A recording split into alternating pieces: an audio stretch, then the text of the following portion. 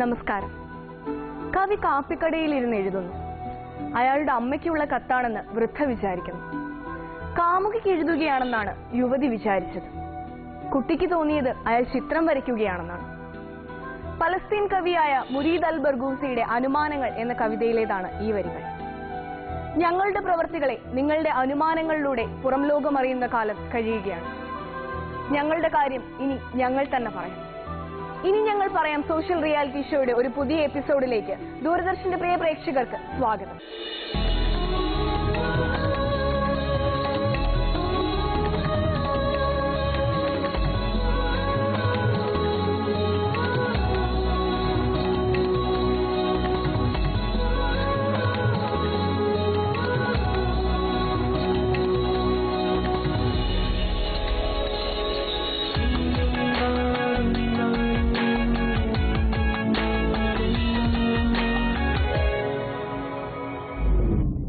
പഴയ കായംകുളം രാജ്യത്തിന്റെ ഭാഗമായിരുന്നു പത്തനംതിട്ട ജില്ലയിലെ പള്ളിക്കൽ പ്രദേശം.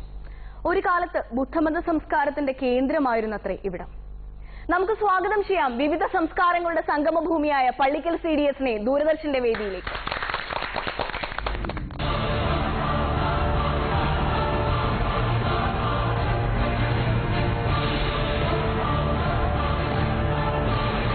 പള്ളിക്കൽ CDS മൊത്തം ADS 23, അയൽക്കൂട്ടങ്ങൾ 423, BPL അംഗങ്ങൾ 6794, APL അംഗങ്ങൾ 1048, SC അംഗങ്ങൾ 1435, ST അംഗങ്ങൾ 34.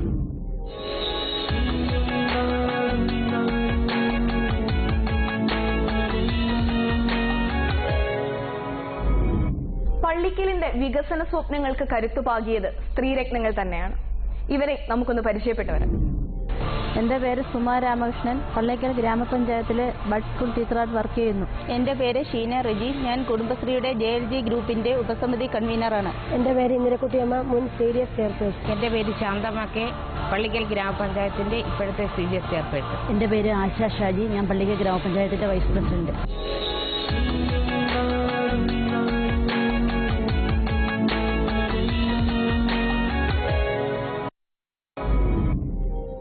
വിധികർത്താക്കളെ പരിചയപ്പെടാം. Larry Baker centre for habitat സ്റ്റഡീസിന്റെയും കോസ്റ്റ് ഫോർഡിന്റെയും ചെയർമാനും സാമ്പത്തിക ശാസ്ത്രജ്ഞനുമായ ഡോക്ടർ KP കണ്ണൻ. മുൻ additional chief secretary Shrimati Nivedita P Haran. Kozhikode സർവകലാശാല സ്ത്രീ പഠന കേന്ദ്രം മേധാവി ശ്രീമതി മിനി സുകുമാർ. ജനകീയ ശാസ്ത്ര പ്രചാരകനും സാങ്കേതിക വിദഗ്ധനുമായ പ്രൊഫസർ RVG മേനോൻ. പ്രശസ്ത സാഹിത്യകാരി ശ്രീമതി റോസ്മേരി.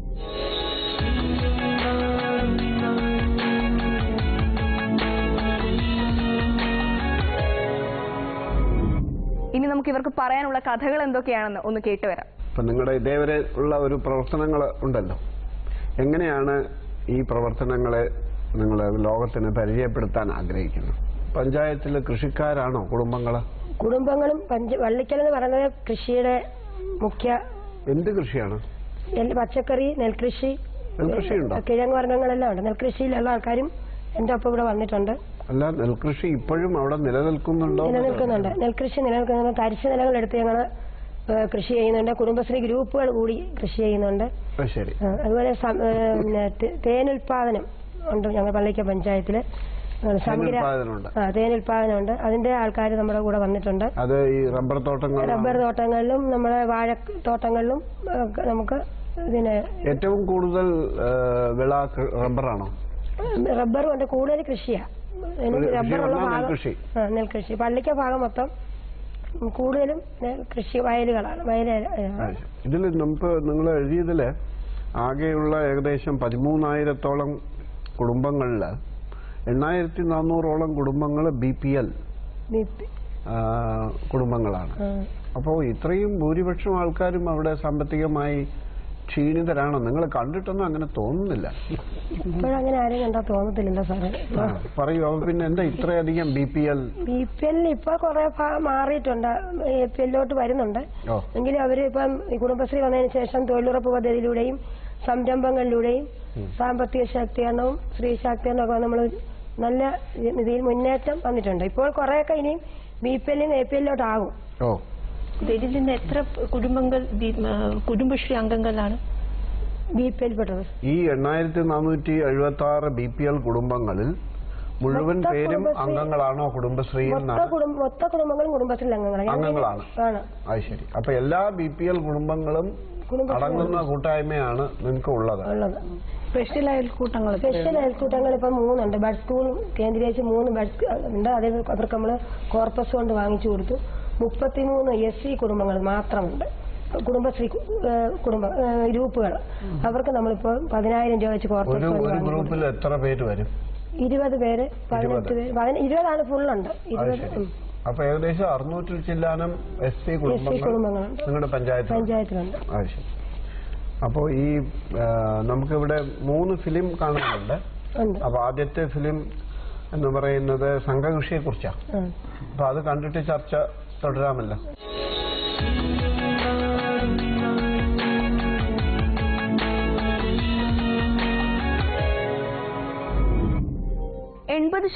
ജനങ്ങളും കൃഷിയെ ആശ്രയിച്ച് ജീവിക്കുന്ന പ്രദേശമാണ് പള്ളിക്കൽ. കുടുംബശ്രീ ഇവരുടെ കാർഷിക വൃത്തിക്ക് കരുത്തു പകരുന്നത് എങ്ങനെയാണെന്ന് നമുക്കൊന്ന് കാണാം. പത്തനംതിട്ട ജില്ലയിലെ ഏറ്റവും വിസ്തൃതമായ ഗ്രാമപഞ്ചായത്താണ് പള്ളിക്കൽ. ഐതിഹ്യങ്ങളും ചരിത്ര വസ്തുതകളും കെട്ടുപിണഞ്ഞു കിടക്കുന്ന ഒരു സാംസ്കാരിക പശ്ചാത്തലമാണ് പള്ളിക്കലിനുള്ളത്. ബുദ്ധമതകാലത്തെ വിദ്യാപീഠങ്ങൾക്ക് നൽകിയിരുന്ന നാമമാണ് പള്ളി. അത്തരമൊരു ബുദ്ധവിഹാരമായിരുന്നു ഈ പ്രദേശം. അതിനാൽ ഇതിന് പള്ളിക്കൽ എന്ന പേര് വന്നു. ഈ പ്രദേശത്തെ ജനങ്ങളിൽ ഭൂരിഭാഗവും മുൻപ് കർഷകരായിരുന്നു. ആഗോളീകരണ കാലത്ത് പരമ്പരാഗത കാർഷിക സമ്പ്രദായത്തിന് പ്രാധാന്യം നഷ്ടപ്പെട്ടപ്പോൾ ഇവിടെയുള്ള ഭൂരിഭാഗം ജനങ്ങളും ദാരിദ്ര്യത്തിന്റെ പടുകുഴിയിലാണ്ടു. ഈ സാഹചര്യത്തിലാണ് കുടുംബശ്രീയുടെ പ്രവർത്തനങ്ങൾ ഈ പഞ്ചായത്തിൽ ആരംഭിക്കുന്നത്. വനിതാ കൂട്ടായ്മയിലൂടെ രൂപപ്പെട്ട 215 യൂണിറ്റുകളിലായി 1050 കുടുംബങ്ങൾ പള്ളിക്കൽ പഞ്ചായത്തിൽ സംഘകൃഷിയിൽ ഏർപ്പെടുന്നുണ്ട്. കുടുംബശ്രീയുടെ നേതൃത്വത്തിൽ പഞ്ചായത്തിലെ 500-ലധികം ഏക്കറിൽ ഇന്ന് വിവിധ ഇനങ്ങളിലായി ജൈവ ഉൽപ്പന്നങ്ങൾ ഉൽപ്പാദിപ്പിച്ചു വരുന്നു. അതിൽ തന്നെ 15 ഏക്കറിൽ നെൽകൃഷി മാത്രം ചെയ്തു വരുന്നു. കേരളത്തിന് നഷ്ടപ്പെട്ടുകൊണ്ടിരിക്കുന്ന കാർഷിക വൃത്തിയുടെ തിരിച്ചുവരവ് കുടുംബശ്രീയിലൂടെയാണ്. ജൈവവളം മാത്രം ഉപയോഗിച്ച് കാർഷിക ഉൽപ്പന്നങ്ങളായ നെല്ല്, ഏത്തവാഴ, പച്ചക്കറികൾ, കിഴങ്ങുവർഗ്ഗങ്ങൾ, ഇഞ്ചി, വെറ്റില തുടങ്ങിയവ ഇവർ ഉൽപ്പാദിപ്പിക്കുന്നു. പരമ്പരാഗത കൃഷിരീതിയിൽ നിന്ന് മാറി ജൈവവളത്തിൽ അധിഷ്ഠിതമായ കൃഷിരീതിയുടെ പ്രവർത്തനങ്ങളെക്കുറിച്ച് കുടുംബശ്രീ ഇവർക്ക് പരിശീലനം നൽകി വരുന്നു. കഴിഞ്ഞ ഓണക്കാലത്ത് പള്ളിക്കൽ പഞ്ചായത്തിൽ ഉൽപ്പാദിപ്പിച്ച കാർഷിക ഉൽപ്പന്നങ്ങളിൽ 75% കുടുംബശ്രീയുടെ സംഘകൃഷിയിൽ നിന്നുള്ള ഉൽപ്പന്നങ്ങളായിരുന്നു. തരിശായി കിടന്ന നിലങ്ങളും സ്കൂളുകളിലെ പുറംപോക്കുകളും സ്വകാര്യ വ്യക്തികളുടെ സ്ഥലവും പാട്ടത്തിനെടുത്താണ് കുടുംബശ്രീ പ്രവർത്തകർ സംഘകൃഷി നടത്തിവരുന്നത്. എൻ്റെ പേര് രാധാമണി എന്നാണ്. ഞാൻ പള്ളിക്കൽ പഞ്ചായത്തിൽ 17-ാം വാർഡിലാണ് താമസിക്കുന്നത്. എന്നെ വീട്ടിൽ കല്യാണം കഴിച്ചു കൊണ്ടുവരുന്ന സമയത്ത് ഞങ്ങൾക്ക് ഭയങ്കര കഷ്ടപ്പാടായിരുന്നു. ഞങ്ങളുടെ വീട്ടിൽ കഞ്ഞി വെക്കാൻ പോലും നിവൃത്തിയില്ലാത്ത ഒരവസരം ഉണ്ടായിട്ടുണ്ട്. അങ്ങനെ ഇരിക്കുമ്പോഴാണ് അയൽക്കൂട്ടത്തെപ്പറ്റി അറിയുന്നതും അയൽക്കൂട്ടം രൂപീകരിക്കുന്നതും പള്ളിക്കൽ പഞ്ചായത്തിൽ രൂപം കൊണ്ടു. അങ്ങനെ ഞങ്ങൾ 2001 നവംബറിൽ ഞാൻ എൻ്റെ അടുത്തുള്ള 10-20 വീട്ടിലെ അംഗങ്ങളെ ചേർത്ത് ഒരയൽക്കൂട്ടം രൂപീകരിക്കുകയുണ്ടായി. അതിനുശേഷം ഞങ്ങൾ 10 രൂപ വെച്ച് പിരിവിട്ടു. അത് ഞങ്ങൾ എല്ലാ അംഗങ്ങളും ലോണായിട്ടെടുക്കുകയും അതിൽ നിന്നും ഒരുപാട് ഞങ്ങൾക്ക് നേട്ടങ്ങളുണ്ടാവുകയും പഴയ രീതിയിൽ നിന്നും വീട്ടിലെ കഷ്ടപ്പാട് എല്ലാവർക്കും കുറച്ച് മാറ്റുവാനുള്ള അവസരം ഞങ്ങൾക്ക് തന്നു. കേരളീയ സമൂഹത്തിൽ കണ്ടുവരുന്ന ജീവിതശൈലി രോഗങ്ങൾക്ക് കാരണം പ്രധാനമായും ഭക്ഷണത്തിൽ അധിഷ്ഠിതമാണ്. രാസവള പ്രയോഗത്താൽ നിർമ്മിക്കപ്പെടുന്നവ മനുഷ്യന് മാരകമായി മാറിക്കൊണ്ടിരിക്കുന്ന ഈ സാഹചര്യത്തിൽ കുടുംബശ്രീ കൂട്ടായ്മ വഴി നടത്തുന്ന ഈ അധ്വാനം സമൂഹത്തിന് മാതൃകയായി മാറിക്കഴിഞ്ഞിരിക്കുന്നു. അതോടൊപ്പം കാർഷിക വൃത്തിയിലൂടെ ഈ പഞ്ചായത്തിലെ ഓരോ സംഘകൃഷി അംഗങ്ങളും സ്വന്തം കാലിൽ നിൽക്കാൻ കെൽപ്പ് നേടിക്കഴിഞ്ഞു. സംഘകൃഷി 215ഓളം സംഘങ്ങളുണ്ടല്ലേ? സംഘകൃഷിയുടെ ചുമതലയുള്ള ആരെങ്കിലും ഉണ്ടോ? ആദ്യകാലങ്ങളിലൊന്നും ഞങ്ങളുടെ ഉള്ളിൽ ഭയങ്കര ദാരിദ്ര്യമായിരുന്നു. അങ്ങനെ ഇരിക്കുമ്പോഴാണ് ഈ അയൽക്കൂട്ടത്തെ പറ്റി രൂപം കൊള്ളുകയും 2001 നവംബർ 10 ഞാൻ 20 അയൽവാസികളെ വിളിച്ചു നിർത്തി അയൽക്കൂട്ടം രൂപീകരിക്കുന്നതിനെ പറ്റി അവരോടെല്ലാം പറഞ്ഞു. എല്ലാ അംഗങ്ങളും എന്നോടൊപ്പം നിൽക്കുകയും അവരെല്ലാവരും പങ്കുചേർന്ന് വകുപ്പ് വെച്ച് ഞങ്ങൾക്ക് ലോൺ ഇടുകയും അതിൽ നിന്നും ബ്ലേഡുകാരെ ഒഴിവാക്കാൻ ഞങ്ങൾ തന്നെ ലോൺ എടുക്കുകയും ചെയ്തു. അങ്ങനെ അത് മുന്നോട്ട് പോയി കഴിഞ്ഞപ്പോഴാണ് മുൻ ചെയർപേഴ്സൺ സംഘകൃഷിയെപ്പറ്റി പറഞ്ഞു തന്നു. അങ്ങനെ ഞാൻ ഞങ്ങളുടെ ഗ്രൂപ്പിൽ തന്നെ 4 ഗ്രൂപ്പുകളുണ്ടാക്കി സംഘകൃഷി JLG രൂപീകരിക്കുകയും 1 ലക്ഷം രൂപ ലോൺ എടുത്ത് ഞങ്ങൾക്ക് അതിൽ നിന്നും ഒരുപാട് വരുമാനം കിട്ടുകയും വിസ്തൃതി ബോണസ് വാങ്ങിച്ചു കൊടുത്തു. അതുപോലെ തന്നെ പിന്നെ ഉൽപാദന ബോണസ് ഞാൻ തന്നെ അന്ന് ഞങ്ങളുടെ വാർഡിന്റെ ADSന്റെയും CDSന്റെയും അംഗമായിരുന്നു. അന്ന് എനിക്ക് ജീവിക്കാൻ മാർഗമില്ലാതിരുന്ന സമയത്ത് മുൻ പ്രസിഡന്റ് ഹർഷകുമാർ സാറിന്റെ ഒരു പ്രസംഗം കേൾക്കാൻ ഇടയായി. ആ പ്രസംഗത്തിൽ നിന്നും ഞാൻ 2 കിലോ അരിക്ക് പൊതിച്ചോറുണ്ടാക്കി അടൂർ ടൗൺ ഹാളിൽ കൊണ്ടുകൊടുക്കുകയും ഓരോ വാതിൽ മുട്ടി ഞാൻ ആ പൊതിച്ചോറ് പെട്ടെന്ന് വിറ്റഴിച്ചു. പോകുന്ന വഴിക്കെല്ലാം ഭിക്ഷക്കാരായിട്ടിരിക്കുന്ന ആൾക്കാർക്ക് 4 പൊതി ഞാൻ ദാനം ചെയ്തിട്ടായിരുന്നു പോകുന്നത്. അങ്ങനെ ദിവസവും അവർ ആ പൊതിച്ചോറ് നോക്കിയിരിക്കുമായിരുന്നു. അങ്ങനെ ഞാൻ 2 കിലോ അരിയിൽ നിന്നും 10 കിലോ അരി വരെ പൊതിച്ചോറുണ്ടാക്കി റവന്യൂ ടവറിനകത്തും ആസ്പത്രികളിലും കൊടുക്കാനിടയായി. അങ്ങനെ എല്ലാ ആൾക്കാരും എൻ്റെ പൊതിച്ചോറ് വാങ്ങിച്ചു. നല്ല രുചിയുള്ള ഭക്ഷണമാണെന്ന് പറഞ്ഞു. അങ്ങനെ പഞ്ചായത്തിലും പല ആൾക്കാർക്കും കൊടുക്കാനിടയായി. അങ്ങനെ ഇരിക്കുന്ന സമയത്താണ് വീണ്ടും കുമിളിനെ പറ്റി TV-യിൽ ഒരു പ്രോഗ്രാം കണ്ടു. ഞാൻ ചെയർപേഴ്സൺ ഇന്നലക്കുട്ടിയമ്മയോട് പറഞ്ഞു എനിക്ക് ആഗ്രഹമുണ്ടെന്ന് പറഞ്ഞു. ഞങ്ങളെ 13 പേരെ സെലക്ട് ചെയ്തിട്ട് ഞങ്ങളെ പത്തനംതിട്ട വിട്ട് ഞങ്ങൾക്ക് കുടുംബശ്രീയിൽ നിന്നും ഭയങ്കര സഹായമാണ് ഞങ്ങൾക്ക് കിട്ട്. പത്തനംതിട്ട കൂൺ കൃഷി ഉണ്ടാക്കി ഞാൻ അത് നല്ല രീതിയിൽ തന്നെ വിനിയോഗിക്കാൻ ഞങ്ങളുടെ ഗ്രൂപ്പിൽ നിന്ന് തന്നെ 5 സ്ത്രീകളെ കൂടെ നിർത്തി ഗ്രൂപ്പ് ഉണ്ടാക്കി ഷെഡൊക്കെ ഉണ്ടാക്കി. അങ്ങനെ ഞാൻ അവിടെ നിന്നും സോപ്പ് പൊടി ലോഷൻ മുതലായവ പഠിച്ച് അതിൻ്റെ എല്ലാം സർട്ടിഫിക്കറ്റ് വാങ്ങിക്കുകയും അവിടെ പോയി അതിൽ നിന്നും കിട്ടുന്ന ആദായം കൊണ്ട് ഞങ്ങൾ ഈ 5 കുടുംബങ്ങൾ വീണ്ടും നല്ല രീതിയിൽ പ്രവർത്തിക്കാൻ തുടങ്ങി. ഇതിനൊക്കെ ഞങ്ങൾക്ക് സഹായമായി മുൻ ചെയർപേഴ്സൺ ഇന്നലക്കുട്ടിയമ്മയാണ് 1 ലക്ഷം രൂപ എനിക്ക് ലോൺ എടുക്കാൻ സഹായിച്ചു. അതിൽ 50,000 രൂപ എനിക്ക് സബ്സിഡി ആയിട്ട് കിട്ടി. അങ്ങനെ എൻ്റെ കുടുംബം രക്ഷപ്പെട്ടു. എനിക്ക് 3 മക്കളുണ്ട്. അവരെ ഞാൻ 3 പേരെയും നല്ല നിലയിൽ അയക്കാനില്ല. എനിക്ക് ഈ കുടുംബശ്രീയും സംഘകൃഷി മക്കൾ ഒരു മോനുണ്ട്. മോന് കണ്ണിന് കാഴ്ചയില്ലാത്തതായിരുന്നു. അവനെ ഞാൻ വളർത്തുകയും പഠിപ്പിക്കുകയും ആശുപത്രിയിൽ കൊള്ളുകയും ചെയ്തു. ഇപ്പോൾ അവന് 90% കാഴ്ച തിരിച്ചു കിട്ടി. 2 പെൺമക്കളെ ഞാൻ അയച്ചു. അവർ നല്ല നിലയിൽ ജീവിക്കുന്നതിനെല്ലാം കാരണം ഈ കുടുംബശ്രീയും സംഘകൃഷി എന്നെ നല്ല രീതിയിൽ നയിക്കുന്നുണ്ട്. കഴിഞ്ഞ വർഷം എനിക്ക് ഏകദേശം 3000 ഏത്തവാഴ ഉണ്ടായിരുന്നു. ഞങ്ങൾ 4 ഗ്രൂപ്പിന്റെ കൂടിയാണത്. ഞാൻ തന്നെ എൻ്റെ ഗ്രൂപ്പിൽ വേറെ 3 എണ്ണം കൂടെ ചേർത്ത് 4 ഗ്രൂപ്പുകാരെ ഞാൻ നിർത്തി. ഞങ്ങൾ 8 ഏക്കർ ഒരു സ്ഥലത്ത് തന്നെ എടുത്ത് അങ്ങനെയാണ് ഞാൻ 8 ഏക്കറിനകത്ത് ഏത്തവാഴയും പച്ചക്കറിയും ചെയ്തു. അപ്പോ മറ്റ് സംഘകൃഷികൾ എങ്ങനെ നന്നായി നടക്കുന്നുണ്ട്. ഇപ്പം ഗ്രീൻ ആർമിക്കാരുടെ ഒരു ഇത് വന്നിട്ടുണ്ട്. അപ്പൊ അതിന്റെയും കൂടെ വെച്ചാണ് ഇപ്പം നെൽകൃഷി ഒന്നുകൂടെ പ്രാബല്യം. ഗ്രീൻ ആർമി എവിടുന്നാ വന്ന? പറക്കോട് ബ്ലോക്ക് ഓഫീസിൽ നിന്ന്. എന്താ അവര് സഹായം ചെയ്യുന്നത്? അവര് വന്ന് കണ്ടെത്തി കഴിഞ്ഞു കഴിഞ്ഞാൽ അവര് തന്നെ നിലം അവരുടെ ഒരു രീതിയിൽ വെച്ച് തന്നെ നിലങ്ങളെല്ലാം ഒരുക്കി നെൽകൃഷി ചെയ്യാൻ വേണ്ടി അവരുടെ മുൻഗണന എന്ന് പറഞ്ഞാൽ നെൽകൃഷി ചെയ്യുക എന്നുള്ളതാണ്. അവര് തന്നെ വന്ന് നിലങ്ങൾ നമ്മൾ ചെയ്യുന്നുണ്ടോ ഇല്ലയോ എന്ന് ഈ കർഷകർ ചെയ്യുന്നുണ്ടോ ഇല്ലയോ എന്ന് തന്നെ നോക്കി അവര് തന്നെ വന്ന് നിലങ്ങളെല്ലാം കണ്ടിട്ട് അവര് തന്നെ വന്ന് പൂട്ടി റെഡിയാക്കി അത് കൃഷി വിതയ്ക്കുവാൻ വേണ്ടി യോഗ്യമാക്കി കൊടുക്കുന്നു. സൗജന്യമാണോ അതോ കൂലി കൊടുക്കണോ? അവരുടെ ജോലിക്ക് ഒരു ചെറിയ ഫണ്ട് അവർക്ക് കൊടുക്കണം. നമ്മൾ അവിടെ ഗ്രീൻ ആർമിക്ക് പ്രത്യേക തൊഴിൽ സേനയുണ്ട്. അവര് നമുക്കൊരു 10% ഇത് കൊടുത്തിട്ടാണ് അവർ നമുക്ക് വന്ന് കൃഷിയൊക്കെ ചെയ്യുന്നത്. താങ്കൾ അവിടെ ബ്ലോക്ക് മെമ്പർ ആയതുകൊണ്ടാണ് അവർക്ക് ഈ ഗ്രീൻ ആർമിയുടെ സൗകര്യം കിട്ടുന്നത് എന്ന് ആണ് ഞങ്ങൾ അനുമാനിക്കുന്നത്. ഈ പള്ളിക്കൽ പള്ളിക്കൽ ഡിവിഷൻ എന്റെ ഡിവിഷനാണ്. പള്ളിക്കല് ഇതാണ് പറക്കോട് ബ്ലോക്ക് പഞ്ചായത്ത് പള്ളിക്കൽ ഡിവിഷനുണ്ട്. അപ്പൊ നിങ്ങളുടെ ഈ ബ്ലോക്കിൽ വരുന്ന പഞ്ചായത്താണ്. നിങ്ങൾ കൊടുക്കാനും ബാധ്യതയും കൂടിയുണ്ട്. ഉണ്ട് സാർ. ഈ ഗ്രീൻ ആർമിയില് പള്ളിക്കൽ പഞ്ചായത്തിൽ നിന്നുള്ളവരുണ്ടോ? ഉണ്ട്. നിങ്ങളുടെ ഈ ഇതിൽപ്പെട്ടവരാണോ? കുടുംബശ്രീയിലുള്ളവരാണോ? കുടുംബശ്രീയിലുള്ള സ്ത്രീകളുണ്ട്. അതായത് പെരിങ്ങനാട് ഭാഗത്തുള്ള സ്ത്രീകളുണ്ട്. അവിടാണ് അവര് തൊഴിൽസേന ഏറ്റവും കൂടുതൽ അവിടെ ജോലി ചെയ്ത് കൊടുക്കുന്നതും നെല്ല് ഉൽപ്പാദിപ്പിക്കേണ്ട എല്ലാ ഘട്ടങ്ങളും അവരവിടെ ചെയ്ത് കൊടുക്കുന്നു. നിങ്ങളുടെ ഉത്പാദനക്ഷമത 75% ഇതിനകത്ത് എഴുതിയിട്ടുണ്ട്. ഇത് എന്താ അതിന്റെ അർത്ഥം? 75% ഉത്പാദനക്ഷമതയുള്ളതാണ്. ബാക്കി 25% ഭൂമിയിൽ ഇനിയും വിള ആയിട്ടില്ല എന്നാണോ? ഇനിയും തരിശുതലങ്ങൾ ഇഷ്ടം പോലെ കിടപ്പുണ്ട് സാറേ. ഇപ്പൊ ഗ്രീൻ ആർമിക്കാർ ഏറ്റെടുത്ത് ഞങ്ങൾക്ക് ചെയ്ത് തരാമെന്ന് പറഞ്ഞിരിക്കുക. ഞങ്ങളുടെ ഗ്രൂപ്പിൽ 6 പേരുണ്ട്. ഞങ്ങൾ സ്ത്രീകൾ തന്നെയാണ്.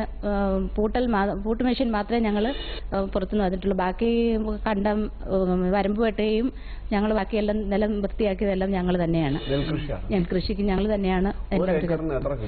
ഞങ്ങൾക്ക് 2 ഏക്കർ ചെയ്ത് ഞങ്ങൾക്ക് 1200 കിലോ ഞങ്ങൾ ഉമ്മയാണ് കൃഷി ചെയ്തത്. 1200 കിലോയോളം ഞങ്ങൾക്ക് കിട്ടി. 2 ഏക്കറിൽ കൃഷി ചെയ്തിട്ട് 1200 കിലോ ആണ് കിട്ടിയത്. അത് വലിയൊരു ഉത്പാദനക്ഷമത അല്ലെന്നാണ് എന്റെ അഭിപ്രായം. കാരണം തരിശുപുരയുടെ ഞങ്ങൾ എടുത്തത് കാരണം ഒരു ഭാഗ്യപരീക്ഷണം ചെയ്തതാണ്. തരിശുപുരയുടെ മരുന്ന് കഴിഞ്ഞ വർഷം ഒന്നും വരെയും കൃഷി ചെയ്യാതിട്ടിരുന്നായിരുന്നു. അപ്പൊ ഞങ്ങൾ വേറെ ഇറിഗേഷൻ പദ്ധതി വെള്ളം കിട്ടുന്ന ഏരിയയാണ്. പമ്പയുള്ള നമ്മുടെ തോട് ഒരു വയൽ ഏരിയയാണ്. അടുത്ത ഫിലിം ആശ്രയെ കുറിച്ചാണ്.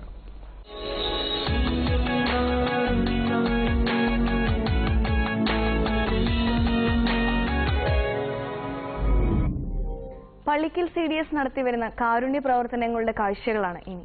ആശ്രയ പദ്ധതി. ആലംബഹീനർക്കായി സർക്കാർ നടത്തിവരുന്ന പദ്ധതിയാണ് ആശ്രയ. അതാത് സ്ഥലങ്ങളിലെ തദ്ദേശ സ്വയംഭരണ സ്ഥാപനങ്ങളിലെ CDS യൂണിറ്റ് വഴിയാണ് ഈ പദ്ധതി നടപ്പാക്കുന്നത്. താഴെത്തട്ടിൽ യഥാർത്ഥ ആവശ്യക്കാരുടെ മുന്നിൽ ഈ പദ്ധതിയുടെ ഗുണഫലങ്ങൾ എത്തിക്കുന്നത് കുടുംബശ്രീ യൂണിറ്റുകളാണ്. അത്തരത്തിൽ അഭിമാനകരമായ പ്രവർത്തനങ്ങൾ കാഴ്ചവെക്കുന്ന CDS ആണ് പള്ളിക്കൽ ഗ്രാമപഞ്ചായത്തിലേത്. പഞ്ചായത്തിലെ ദരിദ്ര കുടുംബങ്ങൾ, അവിവാഹിതരായ സ്ത്രീകൾ, കിടപ്പ് രോഗികൾ, മാനസിക വൈകല്യമുള്ളവർ, സംസാരശേഷിയില്ലാത്തവർ തുടങ്ങിയവരെ താങ്ങി നിർത്തുന്നത് കുടുംബശ്രീ കൂട്ടായ്മയുടെ പ്രവർത്തനങ്ങളാണ്.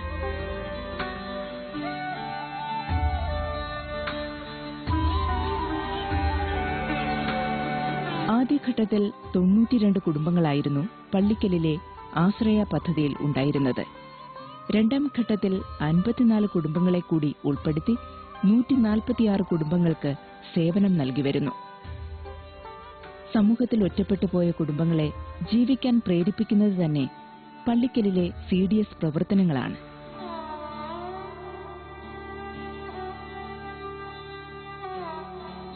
ഒറ്റപ്പെട്ടുപോയ കുടുംബങ്ങൾക്കും അംഗങ്ങൾക്കും ആവശ്യമായ ഭക്ഷണം, ഭക്ഷണ കിറ്റ്, ബെഡ്, പാലിയേറ്റീവുമായി ബന്ധപ്പെടുത്തി ആശാവർക്കർമാരുടെയും നഴ്സുമാരുടെയും സേവനം എന്നിവ നൽകി വരുന്നു.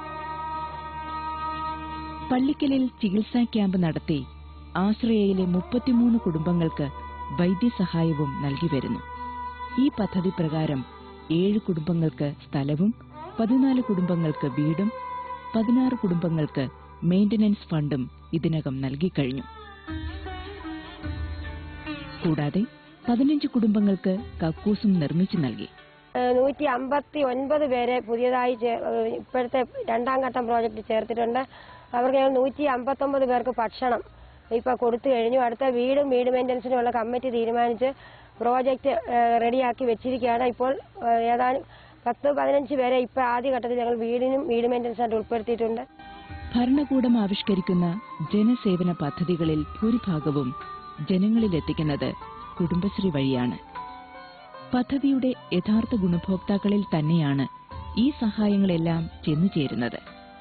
പാർശ്വവൽക്കരിക്കപ്പെട്ട കുടുംബങ്ങളെയും വ്യക്തികളെയും ഏറ്റെടുത്തുകൊണ്ട് പ്രതിഫലേച്ഛയില്ലാതെ സമൂഹത്തിൽ പുതിയൊരു പ്രവർത്തന മാതൃക സൃഷ്ടിക്കുകയാണ് പള്ളിക്കൽ ഗ്രാമപഞ്ചായത്തിലെ CDS പ്രവർത്തകർ.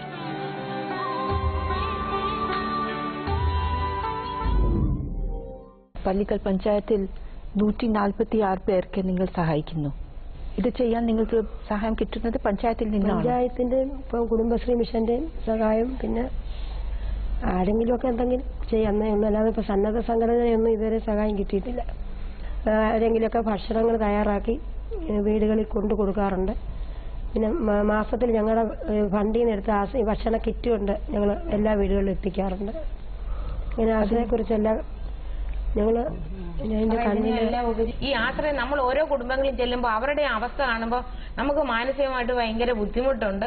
അന്നേരം അന്ന് ഇരുന്ന ചെയർപേഴ്സണോട് ഞാൻ പറഞ്ഞു, നമുക്ക് ജില്ലാ മിഷനുമായിട്ടൊന്ന് ആലോചിച്ചിട്ട് നമുക്ക് ഇങ്ങനെ ഒരു പദ്ധതി അല്ല നമ്മൾ എന്താ ചെയ്യുന്നത്, അവരെ പോലെ പാവങ്ങളാ നമ്മളും, അതുകൊണ്ട് നമ്മളായിട്ട് ചെയ്യാൻ പറ്റും. നമുക്ക് പഞ്ചായത്തുമായിട്ട് ആലോചിച്ചിട്ട് അന്നിരുന്ന പള്ളിക്കൽ ഗ്രാമപഞ്ചായത്ത് പ്രസിഡന്റ് PB ഹർഷകുമാർ സാറായിരുന്നു.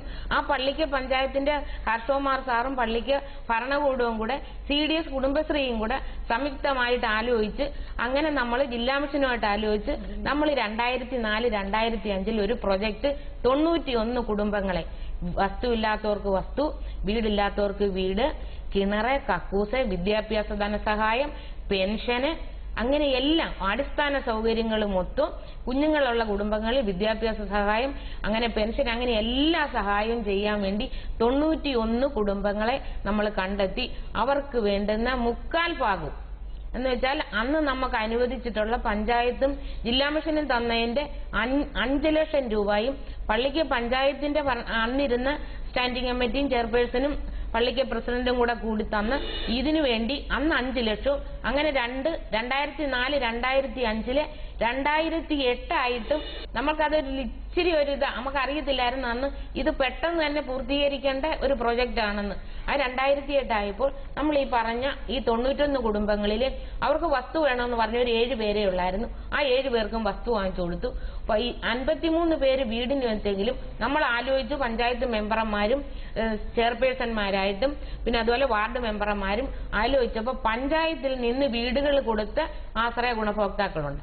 ആ കൊടുത്തതിന്റെ ബാക്കിയുള്ള എല്ലാ കുടുംബങ്ങൾക്കും നമ്മൾ വീടും കൊടുത്തു. ആ വീട് ഇച്ചിരി മോശപ്പെട്ട ആളുകൾക്ക് വീട് മെയിൻ്റനൻസ് കൊടുത്തു. കക്കൂസ് ഇല്ലാത്തവർക്ക് കക്കൂസ്, കിണറ്, കുട്ടികളുള്ളവർക്ക് വിദ്യാഭ്യാസ സഹായം, അങ്ങനെയെല്ലാം നമ്മൾ ആ പ്രോജക്ട് ക്ലോസ് ചെയ്തു. അതിന്റെ അർത്ഥം ഇപ്പൊ പള്ളിക്കൽ പഞ്ചായത്തിൽ വീടില്ലാതെ ആരുമില്ലേ? 99% ആശ്രയമില്ലാത്ത കുടുംബശ്രീയിലെ ആശ്രയ പദ്ധതിയിൽ ഉൾപ്പെടുത്തിയിട്ടുള്ള ഒരു കുടുംബങ്ങൾക്കും ഇപ്പോൾ നിലവിൽ വീടില്ലാത്തവരായിട്ടില്ല. ഇപ്പോഴെന്ന് വെച്ചാൽ സാറേ ഓരോ ദിവസം കഴിയും തോറും അച്ഛനെ അമ്മയെ ഉപേക്ഷിക്കുന്ന മക്കൾ, ഭാര്യയെ മക്കളെ ഉപേക്ഷിക്കുന്ന ഭർത്താവ്, ഇങ്ങനെ ആശ്രയമില്ലാത്ത ഓരോ ദിവസം കാലങ്ങൾ കഴിയും തോറും ഇങ്ങനെ കൂടിക്കൂടി വരും. അങ്ങനെയാണ് ഇപ്പൊ ഈ 2014 നമ്മൾ എടുത്തപ്പോൾ 159 കുടുംബങ്ങൾ വന്നു കൂടി. സാറിനോട് പറഞ്ഞ ഓർക്കുമ്പോ സങ്കടമുണ്ട്. അല്ല, സാധാരണഗതിയിൽ ഇങ്ങനെ കുറയേണ്ടതാണ്. അത് കൂടാൻ എന്തെങ്കിലും സാമൂഹിക കാരണമുണ്ട് സാറേ. മദ്യപാനം കൂടുതലും മദ്യപാനത്തിന് അടിമകളായ ഞങ്ങളുടെ പള്ളിക്ക് പഞ്ചായത്തിൽ മദ്യപാനത്തിന് അടിമകളായ പല കുടുംബങ്ങൾ, പല നല്ല 99% കുടുംബങ്ങളും ഉണ്ട്. എനിക്ക് 2 മക്കളായിരുന്നു. ഈ കുടുംബശ്രീ സംഘടനാ സംവിധാനത്തിൽ വന്ന് എന്റെ മൂത്ത മോന് 15ാമത്തെ വയസ്സിൽ നാട് വിട്ടുപോയ പ്രതിയാണ്. 5 വർഷം മാനസിക രോഗിയായി ഞാൻ ആശുപത്രിയും മെഡിക്കൽ കോളേജുമായിട്ട് ജീവിച്ച ഒരു വ്യക്തി. അന്നേരം എനിക്കുണ്ടായതുപോലുള്ള ദുഃഖമാണ് ഈ ഓരോ വീട്ടുകളിലും ചെല്ലുമ്പോൾ. അങ്ങനെ 5 വർഷം കഴിഞ്ഞ് നിങ്ങളെ കൂട്ടായ ശ്രമം കൊണ്ടാണ്. പക്ഷേ ഇത് അല്ല, അതുകൊണ്ട് ഇതിപ്പോ ഒരു വീട് രക്ഷപ്പെട്ടുള്ളൂ. ഒരു വീടല്ല സാറേ, ഞാൻ പള്ളി നമ്മുടെ നെല്ലിമൂടി മറ്റ് വാർഡുകളിലും നമ്മൾ ചെയ്യാവുന്നതിന്റെ പരമാവധി നമ്മൾ ചെയ്യുന്നുണ്ട്, ഇപ്പോഴും ചെയ്യുന്നുണ്ട്. നാളെ ഞാനെന്നാ അത് പഞ്ചായത്ത് വൈസ് പ്രസിഡന്റ് സാറിനോട് ചോദിച്ചാട്ടെ, സാറിന്റെ വാർഡിലും മറ്റു വാർഡുകളിലും ഇതുമാതിരിയുള്ള വിപത്തിനെതിരായിട്ട് കൂട്ടായി വല്ലതും ചെയ്തിട്ടുണ്ടോ? കൂട്ടായ പ്രവർത്തനങ്ങൾ നടക്കുന്നുണ്ട് സാറേ. ജാഗ്രതാ സമിതി ഓരോ വാർഡുകളിലും പ്രവർത്തിക്കുന്നുണ്ട്. ഈ കുടുംബശ്രീ നിലവിൽ വന്നു കഴിഞ്ഞ് നമ്മൾ ആദ്യം ആ സമയത്ത് മാറ്റ് കേന്ദ്രങ്ങൾ പള്ളിക്കൽ പഞ്ചായത്തിൽ ഏറ്റവും കൂടുതലുള്ള സ്ഥലങ്ങളാണ് ഞങ്ങളുടെ പ്രദേശങ്ങളൊക്കെ എന്ന് പറഞ്ഞു കഴിഞ്ഞാൽ. ആ സമയത്ത് ഞങ്ങൾ കുടുംബശ്രീ രൂപീകരിച്ചിട്ട് ആദ്യം ഞങ്ങൾ ചെയ്തത് ഇങ്ങനെയുള്ള വ്യാജ വാറ്റ് കേന്ദ്രങ്ങൾ റെയ്ഡ് ചെയ്യിക്കുകയും അവരെ അതിൽ നിന്നും മാറ്റി ചിന്തിപ്പിക്കുകയും ചെയ്തിട്ടോ എന്റെ പരിസര പ്രദേശങ്ങളിൽ തന്നെ ഉണ്ട്. അവരങ്ങനെ മിണ്ടാതിരിക്കോ നിങ്ങൾ ഇങ്ങനെ തടുക്കുന്ന സമയത്ത്? അല്ല സാറേ, അവരങ്ങനെ വെളിയിൽ വന്ന് നമ്മളോട് പ്രതികരിക്കാൻ പറ്റിയ ഒരു അവസ്ഥ അവരൊരിക്കലും കാണിക്കാറില്ല. കാരണം ഇവര് ഒരു എല്ലാ രീതിയിൽ നിന്നും ഒളിച്ചാണല്ലോ ഈ വാറ്റൊക്കെ ചെയ്യുന്നത്. അപ്പൊ ആ ഒരു രീതിയിലാകുമ്പോഴത്തേക്കിന് ഞങ്ങൾ കുടുംബശ്രീ വന്ന സമയത്ത്, അതായത് 10 വർഷങ്ങൾ ആ സമയങ്ങളിൽ ഞങ്ങളെ കൂട്ടായിട്ട് ഞങ്ങളുടെ കുടുംബശ്രീപ്പെട്ട ഒരു സ്ത്രീ പോലും ആ സമയത്ത് ഇങ്ങനെ വാറ്റ് ചാരവും ഉൽപ്പാദിപ്പിക്കുന്ന സ്ത്രീ ഉണ്ടായിരുന്നു. അപ്പോൾ ഞങ്ങളെ കൂട്ടായിട്ട് എതിർത്ത സമയത്ത് കൊണ്ട് അവരിപ്പോഴും അതെല്ലാം ഉപേക്ഷിച്ച് നല്ല രീതിയിൽ അതിൽ നിന്നൊക്കെ മാറി നല്ല രീതിയിൽ കുടുംബമായിട്ട് കഴിയുകയാണ്. ആ ഒരു മെന്റാലിറ്റി മാറി. ചെയർപേഴ്സൺ മുമ്പേ സംസാരിച്ചപ്പോൾ ജെൻഡർ കോർണർ ഉണ്ടെന്ന് പറഞ്ഞില്ലേ, അതിന്റെ പ്രവർത്തനങ്ങൾ എങ്ങനെയാണ്? ആരെങ്കിലും ഉണ്ടോ? വന്നിട്ടുണ്ടോ? 28 കേസ്, 10 വർഷം 15 വർഷം മക്കളെയും ഭാര്യയും ഉപേക്ഷിച്ച ഭർത്താവ് ഇപ്പോൾ അവരുടെ കൂടെ വന്ന് താമസിക്കേണ്ട അങ്ങനെ 3 കേസ്, അല്ലാതെ വസ്തുതർക്കം അങ്ങനെ, പിന്നെ ഭാര്യ മക്കളെ ഉപേക്ഷിച്ച ഭർത്താവിനെ മക്കളെ ഉപേക്ഷിച്ച ഭാര്യ, ഈ രണ്ട് ഇങ്ങനെയൊക്കെ ഉണ്ട് സാറേ. അങ്ങനെയൊക്കെ ഉണ്ടായിട്ടുണ്ട് സാറേ. സമൂഹത്തിൽ നമ്മൾ കാണുന്നതിനും അപ്പുറം ഒത്തിരി കാര്യങ്ങളുണ്ട്. നമ്മൾ കുടുംബശ്രീ സംഘടനാ സംവിധാനത്തിലൂടെ ഇതെല്ലാം നമ്മൾ പഠിച്ചു, കണ്ടു, അറിഞ്ഞു, അതിന് വേണ്ടുന്ന എന്തും ഞങ്ങൾ ഉപേക്ഷിച്ചവരെ തിരിച്ചു കൊണ്ടുവന്നിട്ടുണ്ട്. അല്ല, ഉപേക്ഷിക്കാൻ ഒരു കാരണം ഉണ്ടായിരിക്കും. കാരണം പരിഹരിച്ചു. ഒരാള് പറയും ഭർത്താവിന്റെ മദ്യപാനവും ദേഹോദരവും, മക്കളും അത് പറയും. അന്നേരം ആ ഭർത്താവിനെ നമ്മൾ പല പ്രാവശ്യം ഗുണദോഷിച്ച് പിന്നെ അടുന്ന് നമുക്ക് അതിന്റെ പോലീസ് ഉദ്യോഗസ്ഥരെ വരുത്തി, ഒരു അഡ്വക്കേറ്റിനെയും വരുത്തി, പഞ്ചായത്ത് പ്രസിഡന്റും സ്റ്റാൻഡിംഗ് കമ്മിറ്റി, കുടുംബശ്രീ ചെയർപേഴ്സൺ, പാരാലീഗലിന്റെ ഉദ്യോഗസ്ഥർ എല്ലാരും കൂടി ഇരുന്ന് നല്ല ഭംഗിയായിട്ട് പറഞ്ഞ് ഇപ്പൊ ഒരു പ്രശ്നവും ഇല്ല. ഞങ്ങള് മാസത്തിലൊരിക്കൽ പോകാൻ പറ്റിയില്ലെങ്കിലും, പിന്നെ ആഴ്ചയിലൊരിക്കൽ പോകാൻ പറ്റിയില്ല, മാസത്തിലൊരിക്കൽ അവരുടെ ഫോൺ നമ്പർ വാങ്ങിച്ചിട്ട് വിളിച്ചു ചോദിക്കുന്നവരുടെ ശാന്തമ്മ ചേച്ചി, ഇന്ദിരകുട്ടി ചേച്ചി, ഇപ്പൊ വലിയ കുഴപ്പമൊന്നുമില്ല ചേച്ചി, ഇപ്പൊ കൊറേയൊക്കെ ഞങ്ങൾ സുഖമായിട്ട്. അല്ല, ഞാൻ ശാന്തമ്മ പറഞ്ഞതിന്റെ തുടർച്ചയായിട്ടൊരു കാര്യം പറയാം. കഴിഞ്ഞ ആഴ്ച ഞാനൊരു ഓട്ടോറിക്ഷയെ സഞ്ചരിക്കുകയായിരുന്നു. അപ്പൊ ഓട്ടോറിക്ഷ ഡ്രൈവറുടെ പേര് സുധർമ്മൻ. ആര്യനാട് എന്ന് പറഞ്ഞൊരു ഗ്രാമമില്ലേ, അതിനടുത്തുള്ള ഒരു ചെറിയ സ്ഥലത്തുനിന്ന് വരിക.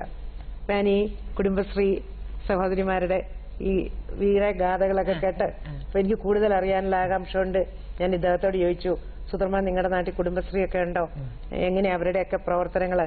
അപ്പൊ ഒരു 40-45 വയസ്സുള്ള ഒരാളാട്ടോ. അപ്പൊ പുള്ളി എന്നോട് പറയാ, എന്റെ ടീച്ചറെ ഒന്നും പറയണ്ട, ഈ കുടുംബശ്രീക്കാരികളുടെ ഒരു കാര്യം ഇപ്പൊ നമുക്ക് വായി തോന്നിയ പോലെ ഈ പെണ്ണുങ്ങളെ ഒന്ന് ചീത്ത വിളിക്കാനോ അവർ ഒന്ന് കൈവെക്കാനോ ഒന്നും പറ്റുകയില്ല. അപ്പൊ സംഘമായിട്ടിങ്ങ് വരുമല്ലേ. എനിക്ക് ശരിക്കില്ല, സുധർമ്മനൊരു പരാതിയായിട്ടാ പറഞ്ഞെങ്കിലും എനിക്ക് വളരെ സന്തോഷം തോന്നി. കാരണം എന്റെ ചെറുപ്പത്തിൽ, ഞാനൊരു ഗ്രാമത്തിൽ നിന്ന് വരുന്ന ആളാട്ടോ.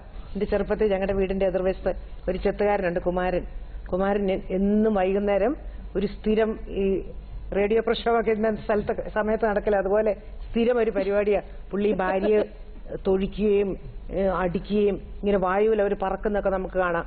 അപ്പൊ ഇവര് കടന്ന് നിലവിളിക്കുമ്പോൾ നമ്മളെല്ലാം അയൽക്കാരൊക്കെ ഓടിച്ചെല്ലും. അപ്പൊ ഇയാള് പറയും, നിങ്ങൾക്ക് എന്താ കാര്യം, ഇത് എന്റെ ഭാര്യ, എന്റെ ഭാര്യയെ തല്ലുന്ന എന്റെ അവകാശമാണ്. ശരിക്കും നാട്ടുകാർക്ക് പേടിച്ചിട്ട് അതിനകത്ത് കുടുംബ പ്രശ്നത്തെ ഇടപെടണമെന്ന് പറഞ്ഞ് എല്ലാരും പിൻവാങ്ങും. അപ്പൊ അത് ഇപ്പൊ അങ്ങനെയൊന്നും നടപ്പില്ലല്ലേ? ഉഷസ് എന്ന് പറഞ്ഞ ഒരു കുടുംബശ്രീ ഉണ്ട്. അതിലൊരു പെണ്ണുണ്ട് ഷീജ, ഒരു ഭർത്താവുണ്ട്. ഭർത്താവ് ദിവസവും മദ്യപാനിക്കും. അവര് സ്നേഹിച്ച് കല്യാണമായിരുന്നു. 2 ആമക്കളുണ്ട്. മൂത്ത മോന് +2 പഠിക്കുന്നു, ഇളയ മോൻ ഇപ്പൊ 5ാം ക്ലാസ്സിൽ പഠിക്കുക.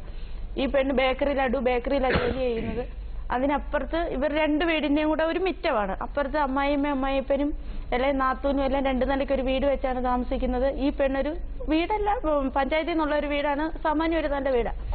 ഒരു ദിവസം അവൾ ബേക്കറി പോയിട്ട് വന്നപ്പോഴത്തേക്ക് ഈ വീടിനകത്ത് കിടന്ന അവനും അവളോട് ദിവസം വഴക്കാം.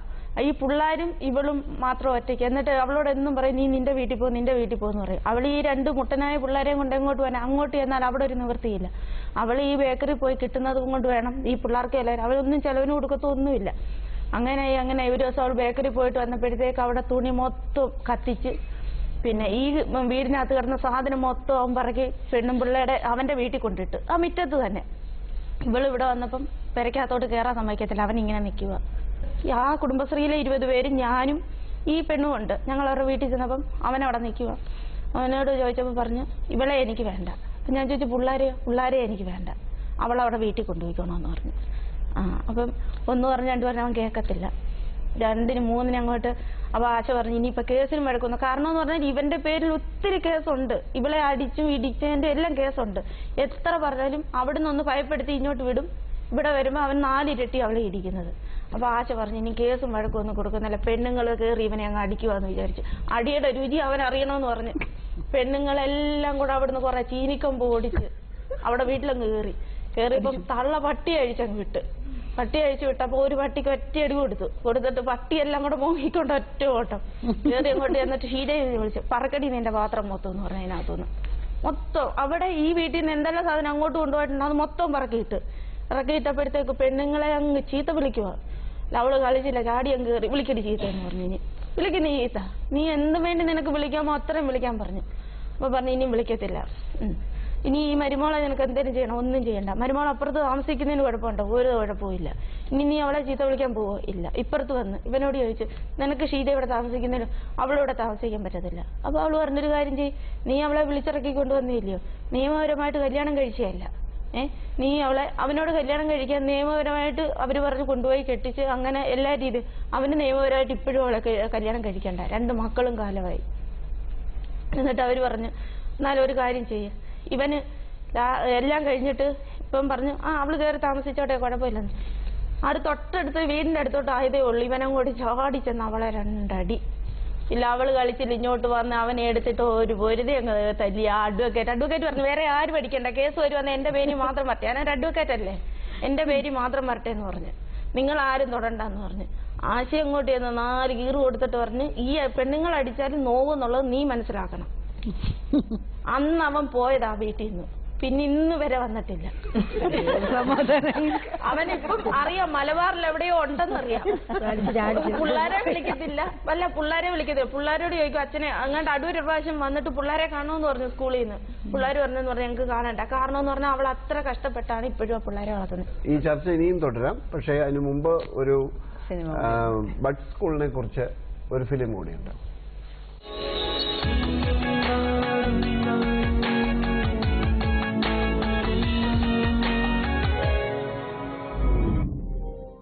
ഭിന്നശേഷിയുള്ള കുട്ടികൾ കുടുംബത്തിന്റെ മാത്രമല്ല ഒരു നാടിന്റെ തന്നെ സങ്കടങ്ങളിൽ ഒന്നാണ്.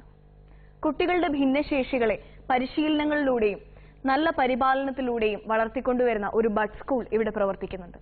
നമുക്കിനി ആ ബഡ് സ്കൂളിന്റെ കാഴ്ചകൾ കാണാം. ഈ നിർമ്മാണ പ്രക്രിയകളിൽ ഏർപ്പെട്ടിരിക്കുന്ന കുഞ്ഞുങ്ങളെ ഒന്ന് ശ്രദ്ധിക്കൂ. അതെ, അവർ വിഭിന്നശേഷി വിഭാഗത്തിൽപ്പെടുന്നവരാണ്. പൊതുസമൂഹത്തിൽ നിന്നും മാറി ഏകാന്തതയിൽ ജീവിതം തള്ളി നീക്കാൻ വിധിക്കപ്പെട്ടവർ. പക്ഷേ ഇപ്പോൾ അവരുടെ മുഖത്ത് സന്തോഷത്തിന്റെ തിളക്കം നമുക്ക് കാണാൻ കഴിയും. സ്വന്തം ബന്ധുജനങ്ങൾക്ക് പോലും നൽകാൻ കഴിയാത്ത ഒരിറ്റു സന്തോഷം അവരിൽ ദൃശ്യമാകുന്നത് ഈ ബഡ് സ്കൂളിൽ എത്തിച്ചേരുമ്പോഴാണ്. 2013 പള്ളിക്കൽ ഗ്രാമപഞ്ചായത്തിലെ കുടുംബശ്രീ നേതൃത്വത്തിൽ ബഡ് സ്കൂൾ പ്രവർത്തനം ആരംഭിക്കുന്നത്. വീട്ടിൽ വിഭിന്നശേഷിയുള്ള ഒരു കുട്ടിയുണ്ടായാൽ അതിനെ ശ്രദ്ധിക്കാൻ എല്ലാ സമയത്തും ഒരാൾ കൂടെയുണ്ടാവും. ഈ പഞ്ചായത്തിൽ ഭൂരിഭാഗവും കൂലിവേലക്കാരും കർഷകരുമാണ്. ആ നിലയ്ക്ക് രക്ഷിതാക്കൾ അവരുടെ ജോലിക്ക് പോയി കഴിഞ്ഞാൽ ഈ കുട്ടികൾ വീടുകളിലെ ഏകാന്തതയിൽ ഒറ്റയ്ക്കാവും. ഇത്തരം സാഹചര്യങ്ങളിലാണ് ബഡ് സ്കൂളിന്റെ പ്രവർത്തനം പ്രാധാന്യമർഹിക്കുന്നത്. ഈ സ്കൂളിലെത്തുന്ന ഓരോ കുട്ടിയും അവന്റെ ശേഷിക്കനുസരിച്ചുള്ള കളികളിലും പ്രവർത്തനങ്ങളിലും ഏർപ്പെടുന്നു. അതിലൂടെ ഏകാന്തതയിൽ കഴിഞ്ഞിരുന്ന അവരുടെ കാഴ്ചയ്ക്ക് വികാസം വന്നു തുടങ്ങി. അക്ഷരങ്ങൾ പഠിപ്പിക്കുക, പാട്ടുകൾ ചൊല്ലിക്കൊടുക്കുക തുടങ്ങിയ രീതികൾ ബഡ് സ്കൂളിൽ ദിനംപ്രതി നടന്നുവരുന്നു.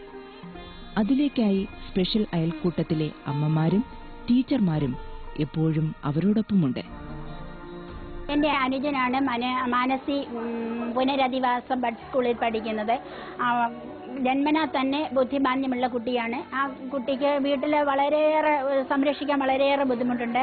അവൻ്റെ സ്വഭാവം അനുസരിച്ച് അവന് എല്ലാവരെയും മുതിർന്ന ആൾക്കാരെ എല്ലാം ഉപദ്രവിക്കുകയും കുട്ടികളുടെ കയ്യിലിരിക്കുന്ന സാധനങ്ങളൊക്കെ പിടിച്ചു പറിക്കുകയും ഒക്കെ ചെയ്യുന്ന ഒരു കുട്ടിയാണ്. പക്ഷേ മനോവികാസിൻ്റെ സ്കൂളിൽ വന്നതിന് ശേഷം ആ കുട്ടിക്ക് ഒരുപാട് വ്യത്യാസങ്ങൾ സംഭവിച്ചിട്ടുണ്ട്. കാരണം ഇപ്പോൾ അവനെ അധികം ഉപദ്രവിക്കുന്നില്ല. ഇവിടുത്തെ കുട്ടികളുമായി ഇടപഴകി അവനെ ഒരുപാട് സ്വഭാവത്തിൽ ഒരുപാട് വ്യത്യാസം വന്നിട്ടുണ്ട്. മുതിർന്ന ആളുകളെ ഇപ്പം അങ്ങനെ ഉപദ്രവിക്കുന്നില്ല. അവന് വിവിധ തൊഴിലുകളിലേക്കൊക്കെ പ്രവേശിച്ചു. അവന് 30 വയസ്സോളം ഉണ്ട്. അവൻ എല്ലാ തൊഴിലുകളും മെഴുകുതിരി നിർമ്മാണം അതുപോലെ തന്നെ ഇങ്ങനെയൊക്കെയുള്ള പല സ്വയം തൊഴിലുകളൊക്കെ ഏറ്റെടുക്കാനുള്ള കഴിവ് ആക്കിയെടുത്തത് ഈ മനോവികാസിന്റെ സ്കൂളിലെ ടീച്ചർമാരാണ്. സ്കൂളിലെത്തുന്ന കുട്ടികൾക്ക് സോപ്പ്, ലോഷൻ, പേപ്പർ കവർ എന്നിവയുടെ നിർമ്മാണത്തെക്കുറിച്ച് പരിശീലനം നൽകുന്നു. അവരെ സ്വയം പര്യാപ്തതയിൽ എത്തിക്കാനുള്ള ഒരു ശ്രമം മാത്രമാണിത്. ഇപ്പോഴിവിടെ 36 വിദ്യാർത്ഥികളുണ്ട്. ഇതിൽ 26 വിദ്യാർത്ഥികളാണ് സ്കൂളിൽ വന്ന് പഠിക്കുന്നത്. ബാക്കിയുള്ളവർക്ക് വേണ്ടിയുള്ള സഹായം ബഡ് സ്കൂൾ പ്രവർത്തകർ വീടുകളിൽ തന്നെ ചെയ്തു കൊടുക്കുന്നു. വീടുകളിലെ കുട്ടികൾക്ക് പഠനോപകരണങ്ങളും വീൽചെയറും വസ്ത്രങ്ങളും ബഡ് സ്കൂളിൽ നിന്നും വിതരണം ചെയ്തു വരുന്നു. കൂടാതെ ഈ സ്കൂളിലെ ഒരു വിദ്യാർത്ഥിയുടെ രക്ഷിതാവ് 1 ഏക്കർ ഭൂമി CDSന് കാർഷിക വൃത്തിക്കായി നൽകിയിട്ടുണ്ട്. ഈ ബഡ് സ്കൂളിലെ വിദ്യാർത്ഥികളെ അതിലെ കർഷകരാക്കി മാറ്റാനുള്ള ശ്രമത്തിലാണ് പള്ളിക്കൽ CDS. നാട്ടിലെ നല്ല ആളുകളിൽ നിന്ന് ഏകദേശം 1 ലക്ഷം രൂപയുടെ സഹായം ലഭിച്ചിട്ടുണ്ട് എന്നും പറയുന്നു. പഞ്ചായത്തിന്റെ ബഡ്ജറ്റിൽ എത്ര രൂപ അതിന് മാറ്റി വെച്ചിരിക്കുന്നത് ഒരു വർഷത്തില്? പഞ്ചായത്തിന്റെ ബഡ്ജറ്റ് 5 ലക്ഷം രൂപ ബഡ് സ്കൂളിന് കൊടുക്കുന്നില്ല. ഇപ്പൊ കുട്ടികൾക്ക് സ്കോളർഷിപ്പ് കൊടുക്കുന്നുണ്ട് എല്ലാ വർഷവും. 7000 രൂപ വെച്ച് സ്കോളർഷിപ്പ് കൊടുക്കുന്നു. 4 വർഷമായിട്ട് 7000 രൂപ വെച്ച് ഈ കുട്ടികൾക്ക് 68 പേർക്ക് ഈ വർഷം കൊടുത്തു സ്കോളർഷിപ്പ്. 5 ലക്ഷം രൂപ പ്രോജക്ട് ഫണ്ട് വെച്ചിട്ടുണ്ടായിരുന്നു. അല്ല, അപ്പൊ അവര് സ്കോളർഷിപ്പ് എന്നാണോ ഈ ഫീസ് തരുന്നത്? ഫീസ് ഒന്നുമില്ല ഇവിടെ. അപ്പൊ അവിടുത്തെ സ്റ്റാഫ് ഉണ്ടല്ലോ, ടീച്ചറുണ്ട്, പ്രത്യേകം പരിശീലനം ലഭിച്ച ടീച്ചറാണല്ലോ, സഹായികളുണ്ട്. അവരുടെ ശമ്പളം പഞ്ചായത്താണോ കൊടുക്കുന്നത്? പഞ്ചായത്ത് വരുന്നത്. എത്ര രൂപ ശമ്പളം അവർക്ക്? ഒരാൾക്ക് 5600, ഒരാൾക്ക് 4000, ഒരാൾക്ക് 3000. ഈ സാധാരണ കുട്ടികളെ പഠിപ്പിക്കുന്ന അധ്യാപകർ കൊടുക്കുന്ന ശമ്പളമെങ്കിലും അവർക്ക് കൊടുക്കണ്ടേ? അതിനേക്കാൾ എത്രയോ ബുദ്ധിമുട്ടുള്ള ജോലിയാണിത് അല്ലേ? നിങ്ങളെ ഒരു ടീച്ചറല്ലേ? അതിന് വേണ്ട പ്രത്യേക പരിശീലനം ഉണ്ട്. കോഴ്സ് കഴിഞ്ഞ +2 കഴിഞ്ഞിട്ട് കോഴ്സ് 6 മാസത്തെ കോഴ്സേ ഉള്ളായിരുന്നു. അതിന് ബ്രിഡ്ജ് കോഴ്സ്, നേരത്തെ ബ്രിഡ്ജ് കോഴ്സ് ആയിരുന്നു നടത്തിക്കൊണ്ടിരുന്നത്. അത് 6 മാസത്തെ കോഴ്സ് ഉണ്ടായിരുന്നു. അത് കഴിഞ്ഞതാ +2 കഴിഞ്ഞിട്ട്. അതില് അപ്പുറം പരിശീലനം പോയിട്ടില്ല. അപ്പൊ എനിക്കിങ്ങനെ വൈകല്യമുള്ളൊരു മോളുണ്ട്. അപ്പൊ അതുകൊണ്ടാണ് അവളെയും കൊണ്ട് ഈ സ്കൂളിൽ വന്ന് 2007 മുതൽ കുടുംബശ്രീ ആലമൂട് കുടുംബശ്രീ ട്രെയിനിങ് സെന്ററിൽ ഇങ്ങനെ സ്കൂള് തുടങ്ങിയതും മുൻ പ്രസിഡന്റ് ഹർഷകുമാർ സാറാണ് നമ്മുടെ കുട്ടികളെയും കൊണ്ട് അവിടെ ഒരു പകൽ പരിപാലനം പോലെ കുട്ടികളെയും കൊണ്ട് രാവിലെ 10 മണി മുതൽ 3 മണി വരെ ഇരുന്ന കുട്ടികൾക്ക് ഒരു വിദ്യാഭ്യാസം കൊടുക്കുക എന്നുള്ളൊരു PB ഹർഷകുമാർ സാറാണ് മുൻകൈ എടുത്ത് ഇത് നടപ്പിൽ വരുത്തിയത്. ഇപ്പോഴും ഈ കുടുംബശ്രീ ട്രെയിനിങ് സെന്ററിലാണ് നടക്കുന്നത്. കുടുംബശ്രീ ട്രെയിനിങ് സെന്ററിലാണ് ഇപ്പൊ ഒരു ഹാളുണ്ട്. ആ ഹാളിലാണ് സ്കൂളായിട്ട് പഠിപ്പിക്കാൻ വേണ്ട ഉപകരണങ്ങളോ ഒക്കെ ഈ ഗ്രാൻഡ് എന്നാണ്. അത് പഞ്ചായത്തിൽ നിന്ന് ഗ്രാൻഡ് ഉണ്ട്. കളിപ്പാട്ടങ്ങൾ തന്നിട്ടുണ്ട്, പഠനോപകരണങ്ങൾ തന്നിട്ടുണ്ട്. കുട്ടികൾക്ക് എന്ത് മാറ്റമാണ് നിങ്ങൾ ശ്രദ്ധിക്കുന്നത്? നിങ്ങളുടെ മകൾക്കും തന്നെ? എന്റെ മോള് ബുദ്ധിമാന്ദ്യം സംഭവിച്ചൊരു കുട്ടിയാണ്. ഡൗൺ സിൻഡ്രോം ആണ്. അവള് ഒത്തിരി ഒരു 10-11 വയസ്സ് കഴിഞ്ഞാൽ പിന്നെ അവള് സംസാരിക്കാൻ പോലും തുടങ്ങിയത്. ഒരു 6 വയസ്സ് മുതൽ അവളെ പ്ലേ സ്കൂളിൽ വിട്ടിട്ട് ഒരു കാര്യങ്ങളും മാറ്റങ്ങളൊന്നും ഉണ്ടായിട്ടില്ല. ഒരു ഡോക്ടറെ കാണിച്ചു. ഡോക്ടർ പറഞ്ഞു അവളെ സ്പെഷ്യൽ സ്കൂളിൽ വിടണം. സ്പെഷ്യൽ സ്കൂളിൽ വിട്ടെങ്കിൽ മാത്രമേ അവൾ പഠിച്ചു മുന്നോട്ട് വരത്തുള്ളൂ. വലിയ പഠിത്തമല്ല എങ്കിൽ തന്നെ കുറെ കാര്യങ്ങൾ സംസാരിക്കാനെങ്കിലും പറയത്തുള്ളൂ. ഒരു 9 വയസ്സ് കഴിഞ്ഞാൽ പിന്നെ എല്ലാം താമസിച്ചായിരുന്നു അവിടെ കാര്യങ്ങളെല്ലാം. അപ്പൊ അവളെ ചെറിയൊരു അവിടെ ഒരു കോട്ടയത്തൊരു ഒരു പ്ലേ സ്കൂളിൽ വിട്ടു. ആ മോളെ സ്കൂളിൽ കൊണ്ടുവന്ന് വന്നതിൽ പിന്നെയാണ് ഈ കോഴ്സ് പഠിക്കാൻ പോയതും ഇതിലോട്ട് വന്നതും. അല്ല, കുട്ടികൾക്ക് എന്ത് മാറ്റം? കുട്ടികൾക്ക് ഒരുപാട് മാറ്റങ്ങളുണ്ട്. സംസാരിക്കാത്ത പിള്ളേർ സംസാരിച്ചു തുടങ്ങും. എഴുതാൻ വയ്യാത്ത പിള്ളേരെ നമ്മൾ അക്ഷരങ്ങളെ തുടങ്ങി രാറാര മുതൽ കോപ്പി ചെയ്യിപ്പിക്കും, ബുക്കില് കോപ്പി ചെയ്യിപ്പിക്കും. സംസാരിക്കാത്ത പിള്ളേരെ നമ്മൾ സംസാരിച്ച് പഠിപ്പിക്കും. പെരുമാറ്റത്തില് എല്ലാ കുട്ടികളും നല്ല രീതിയിൽ. ഈ സിവിയറായിട്ടുള്ള കുട്ടികൾക്കൊന്നും മാറ്റം ഉണ്ടാകാറില്ല. പിന്നെ മൈൽഡായിട്ടുള്ള കുട്ടികൾ കുറേയൊക്കെ ഒത്തിരി മാറ്റം ഉണ്ടാവും. അവർ തമ്മിലുള്ള ബന്ധം എങ്ങനെയാണ്? അവർ തമ്മിൽ നല്ല വഴക്കും അങ്ങനെയുള്ള ഉപദ്രവിക്കത്തില്ല. പരസ്പരം ഒന്നും ഉപദ്രവിക്കത്തില്ല. കിടക്കുന്ന കുട്ടികളും ഉണ്ട്. ബെഡായിട്ടുള്ള കുട്ടികൾ, കിടക്കുന്ന കുട്ടികൾ ഈ സ്കൂളിൽ വരാൻ പറ്റാത്ത കുട്ടികളുണ്ട്. കൊണ്ടുവരാൻ പറ്റാത്ത സിവിയറായിട്ടുള്ള ഒരുപാട് കുട്ടികളുണ്ട്. ഇനിയിപ്പോ വരും കാലങ്ങളിൽ അവരെ അവിടെ താമസിച്ച് പഠിപ്പിക്കാനുള്ള ഒരു സംവിധാനം അതിന് നോക്കുന്നുണ്ട്. പഞ്ചായത്തിന്റെ നേതൃത്വത്തിൽ അങ്ങനെ നോക്കുന്നുണ്ട്. ഇപ്പം നമുക്ക് പുതിയൊരു ബിൽഡിംഗ് നമ്മൾ പണിഞ്ഞ് അതിനായിട്ട് വെച്ചിട്ടുണ്ട്.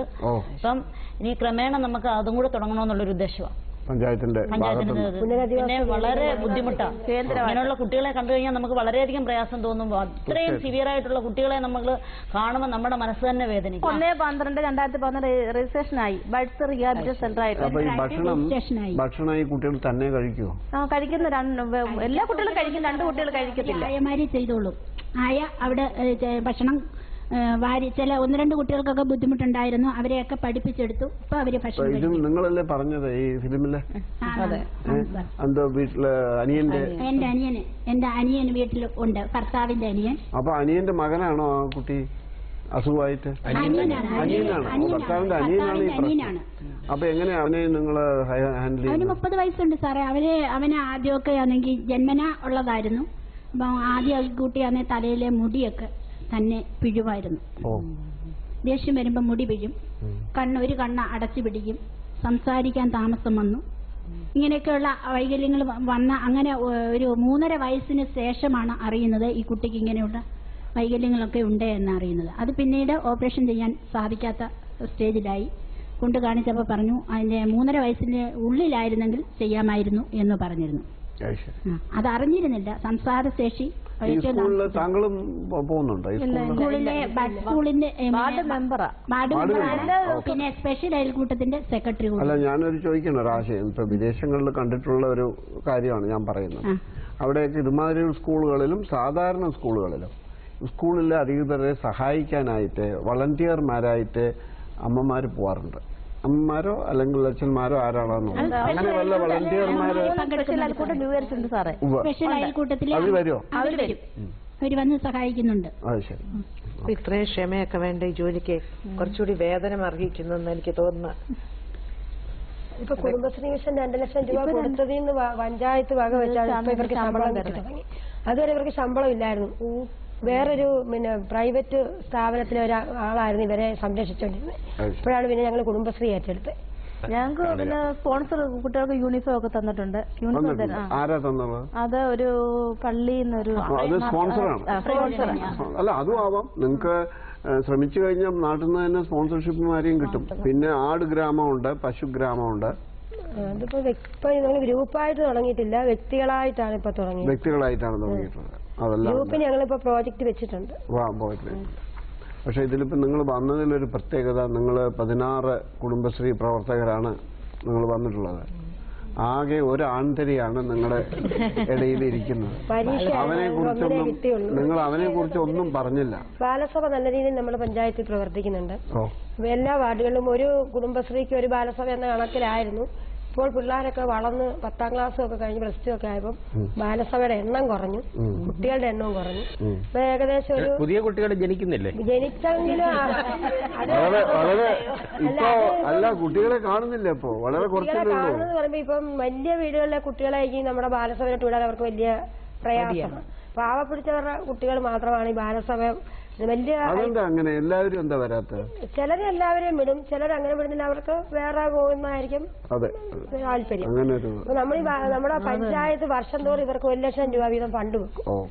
അത് നമുക്ക് സഹവാസ ക്യാമ്പ് നടത്തും, പഠന യാത്ര നടത്തും. ഇപ്പൊ ഞങ്ങളാണെങ്കിൽ ഈ തെന്മല പിന്നെ ഫോറസ്റ്റിൽ പോയി വനമെല്ലാം കണ്ടു.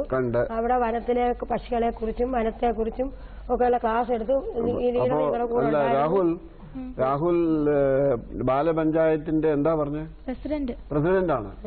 അപ്പൊ പറയൂ, ബാലപഞ്ചായത്തിനെ കുറിച്ച് പറയൂ. ബാലപഞ്ചായത്ത് എന്ന് പറയുമ്പോൾ കുട്ടികളുടെ കഴിവുകളും മറ്റേ എല്ലാം തെളിയിക്കാനുള്ള വേദിയാണ് ബാലപഞ്ചായത്ത്. ഈ ഞങ്ങൾക്ക് ഓണത്തിനെല്ലാം പഞ്ചായത്തിൽ നിന്ന് ഓണസദ്യയും കളിക്കാനുള്ള ഉപകരണങ്ങളും കുട്ടികൾക്ക് അവരുടെ കഴിവുകൾ തെളിയിക്കാനുള്ളതും കായികപരമായി ഇതിനെല്ലാം അവർക്കെല്ലാം അതിന്റേതായിട്ടുള്ള ഇത് ഞങ്ങൾക്ക് കളിക്കാനുള്ളതും എല്ലാത്തിനുള്ള ഉപകരണങ്ങൾ തരാറുണ്ട്. ഷട്ടിൽ ബാറ്റ്, അങ്ങനെ ഒരുപാട് വസ്തുക്കൾ തരാറുണ്ട്.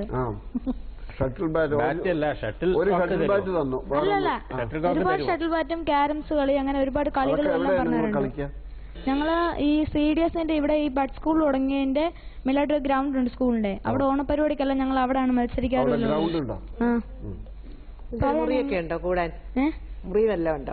അവിടെ ക്ലാസ് അവിടെ ഞങ്ങൾക്ക് ഈ ബഡ് സ്കൂൾ തുടങ്ങത്തില്ല, ഞങ്ങൾ അവിടെ എല്ലാം മീറ്റിംഗ് എല്ലാം ചെയ്യുന്നത്. അവിടെ പിന്നെ ഓണപരിപാടിക്ക് അത്തപ്പൂക്കൾ മത്സരവും അങ്ങനെ ഏറ്റവും നല്ല അത്തപ്പൂക്കളത്തിന് സമ്മാനങ്ങളും എല്ലാം കൊടുക്കാറുമുണ്ട്. അത് ശരി. അപ്പൊ കളിക്കാൻ സമയം കിട്ടാറുണ്ട് അല്ലേ? കുറച്ചെല്ലാം ഒരു 195% എല്ലാം ഓണപരിപാടിക്കും എല്ലാം വരാറുണ്ട്. ഓണപരിപാടി മാത്രമേ ഉള്ളൂ. ഓണപരിപാടിയും കാരംസും അല്ലാതെ ഓടാനും ചാടാനും അങ്ങനെയുള്ള ദേഹാനന്ദ കളികളുണ്ടോ? അല്ലല്ല, ഞങ്ങൾ പിന്നെ ക്യാമ്പുകൾക്ക് പോകും, പഠനയാത്രകൾക്ക്. അതൊന്നുമില്ല. മറ്റു കളിയൊന്നുമില്ല. ഫുട്ബോൾ ഉണ്ടോ? ഫുട്ബോള് ഞങ്ങൾ ആദ്യം കളിക്കാറില്ലായിരുന്നു. ഞങ്ങൾ കൂടുതലും ഈ ശുചിത്വമായി ബന്ധപ്പെട്ട ഇതെല്ലാം നടത്താറുള്ളത്. ഫുട്ബോൾ ശുചിത്വത്തിന് ചേരുന്ന പരിപാടിയല്ലേ? ഫുട്ബോളൊന്നും ഞങ്ങളത് കളിക്കാറില്ല. സംശയം ചോദിക്കട്ടെ രാഹുൽ, ഞങ്ങൾ കേട്ടിരിക്കുന്നത് ഇപ്പോഴത്തെ അമ്മമാര് വിദ്യാഭ്യാസമൊക്കെ ഉള്ള മോഡേൺ അമ്മമാരാണ്. അവർ കുട്ടികളെ പുറത്തു വിടില്ല. കാരണം പൊടി വരും, അവൻ അവിടെ ചവിട്ടും, ഇവിടെ ആവും, എപ്പോഴും വീട്ടിൻ്റെ ഉള്ളിൽ ഇരിക്കണം, ഹോംവർക്ക് ചെയ്യണം, നല്ല കുട്ടിയായിട്ടിരിക്കണം, പാല് കുടിക്കണം, ഇല്ലെങ്കിൽ അമ്മ കരയും എന്ന് പറയുന്ന രീതിയിലാണ്. അങ്ങനെയാണോ ഇപ്പൊ കുട്ടികളെ വളർന്നത്? അല്ല, അങ്ങനെ ഒരിക്കലും വളർത്താൻ പാടില്ല. കുട്ടികളെ പുറത്തോട്ട് പാടില്ലെന്നല്ല, അങ്ങനെയാണോ വളർത്തുന്നത്? അല്ല, അങ്ങനെ അധികമൊന്നും വളർത്താൻ പാടില്ല.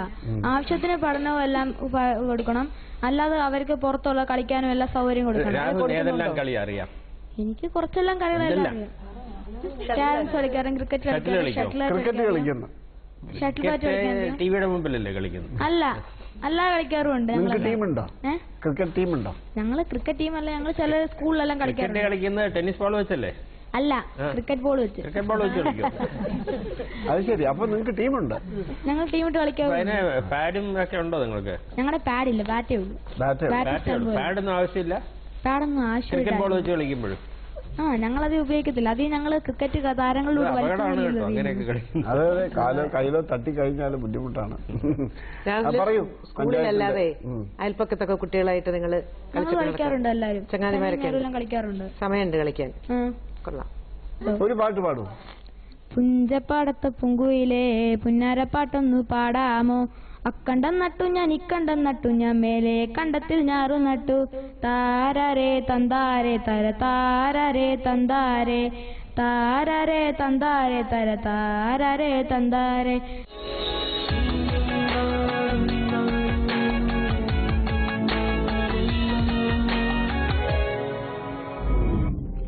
പള്ളിക്കലിന്റെ വിശേഷങ്ങളും കഥകളും ഒക്കെ നമ്മൾ കേട്ടു. ഇനി പള്ളിക്കൽ CDSന് ലഭിക്കുന്ന മാർക്സ് എത്രയാണ് എന്നറിയാനുള്ള സമയമാണ്. കണ്ണൻ സർ, അവര് പറഞ്ഞ ഈ മദ്യവിപത്തിനെ പ്രതിരോധിച്ച രീതി, അത് നിങ്ങളുടെ സംഘശക്തി ഉപയോഗിച്ചുകൊണ്ട് പല കുടുംബങ്ങളെയും രക്ഷിച്ചത്, ഇവിടെ ഷീന പറഞ്ഞ ആ ഒരു സംഭവം, ഇതെല്ലാം ഐ തിങ്ക് കാണിക്കുന്നത്, അതായത് ഒരുമിച്ച് നമ്മൾ കൂട്ടായ്മയോടെ നിൽക്കുകയാണെങ്കിൽ പല സാമൂഹിക പ്രശ്നങ്ങളും നേരിടാൻ സാധിക്കും, ഒറ്റയ്ക്ക് നേരിടാൻ സാധിക്കാത്തത്. അപ്പോൾ അതൊരു പ്രധാന കാര്യമാണ്. പിന്നെ ഈ സ്ഥാനം ഒഴിയുന്ന ചെയർപേഴ്സണും സ്ഥാനമേറ്റ ചെയർപേഴ്സണും രണ്ടുപേരും അടുത്തടുത്തിരിക്കുന്നതും അവരുടെ ഒരു ഒരുമയുടെ ചിഹ്നമായിട്ടാണ് ഞങ്ങൾ കണക്കാക്കുന്നത്. അത് വളരെ അത്യാവശ്യം ഒരു പ്രസ്ഥാനത്തിന്.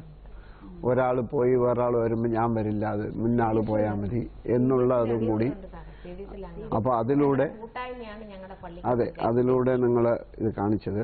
പിന്നെ വൈസ് പ്രസിഡന്റ് നേരത്തെ കുടുംബശ്രീയിൽ പ്രവർത്തിച്ച പാരമ്പര്യവും പരിചയവും ഒക്കെ ഉള്ള ആളാണ്. പിന്നെ കുട്ടികൾക്ക് കൊടുക്കുന്ന പരിഗണന, അതെല്ലാം കണക്കിലെടുത്തുകൊണ്ട് 25-ൽ 19. 25-ൽ 19 മാർക്ക്. നിവേദിത മാം? 25-ൽ 18. 25-ൽ 18. ഇനി മിനിമാമിന്റെ മാർക്സ് അറിയാം. എനിക്ക് നിങ്ങളുടെ പല പ്രവർത്തനങ്ങളും വളരെ സന്തോഷകരമായി തോന്നി. പ്രത്യേകിച്ച് ഈ ജെൻഡർ കോർണറുമായിട്ട് ബന്ധപ്പെട്ട കുറേ കാര്യങ്ങളൊക്കെ നിങ്ങൾ പറഞ്ഞു. അതുപോലെ ഈ കുടുംബശ്രീയും കുടുംബശ്രീയുടെ ഒരു സാമൂഹ്യമായ കാഴ്ചപ്പാടും ഒക്കെ സമൂഹത്തിലേക്ക് കൊണ്ടുവരാൻ വേണ്ടി ഒരുപാട് കാര്യങ്ങൾ ചെയ്യുന്നുണ്ട്. ഇത്രയും ഒരു സാമ്പത്തിക പിന്നോക്കാവസ്ഥയുള്ള ഒരു പഞ്ചായത്തായിട്ട്, ഒരു പ്രദേശമായിട്ട് പോലും അതിൽ നിന്ന് മുന്നോട്ട് വരാനുള്ള വലിയൊരു ശ്രമം നടത്തുന്നു എന്നുള്ളത് തന്നെയാണ് ഏറ്റവും വലിയ കാര്യം. ഞാൻ നൽകുന്നത് 25-ൽ 18 മാർക്ക്. 25-ൽ 18. ആർവിജി സർ? എന്നെ ഏൽപ്പിച്ചിരിക്കുന്നത് 15 മാർക്കാണ്. 15-ൽ 12. 15-ൽ 12. നമ്മളെപ്പോഴും കേൾക്കാറുണ്ട്, ഒരു 100 പ്രസംഗത്തെക്കാൾ ഫലപ്രദമാണ് ഒരു ജീവിതമെന്ന്. ഈ രാധ ചേച്ചി പറഞ്ഞ ഒരു പ്രതിസന്ധി തളരാതെ സുധീരം പൊതിച്ചോറും ഒക്കെ ആയിട്ട് അങ്ങനെ പല മാർഗത്തിൽ കൂടി ജീവിതത്തിൽ വിജയം വരിച്ച ആ കഥ എന്നെ വളരെ സ്പർശിച്ചു.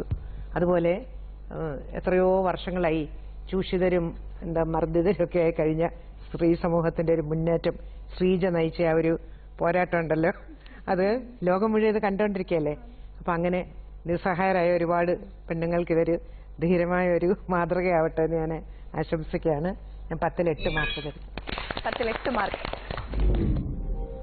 സഹജീവികളോട് സ്നേഹവും സഹാനുഭൂതിയും ഒക്കെ കാണിക്കാൻ പള്ളിക്കൽ CDSന് തീർച്ചയായും കഴിഞ്ഞിട്ടുണ്ട്. ഇതൊക്കെ അനുമോദനം അർഹിക്കുന്ന കാര്യങ്ങളുമാണ്. പള്ളിക്കൽ CDSന് ലഭിച്ചിരിക്കുന്ന ടോട്ടൽ മാർക്സ് അറിയാനുള്ള സമയമാണ്. 100ൽ 75 മാർക്ക്.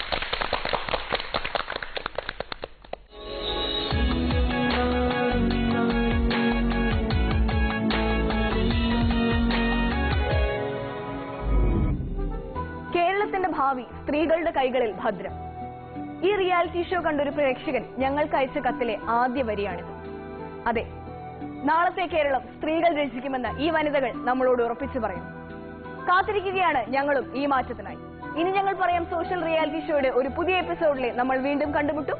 അതുവരെ നന്ദി, നമസ്കാരം.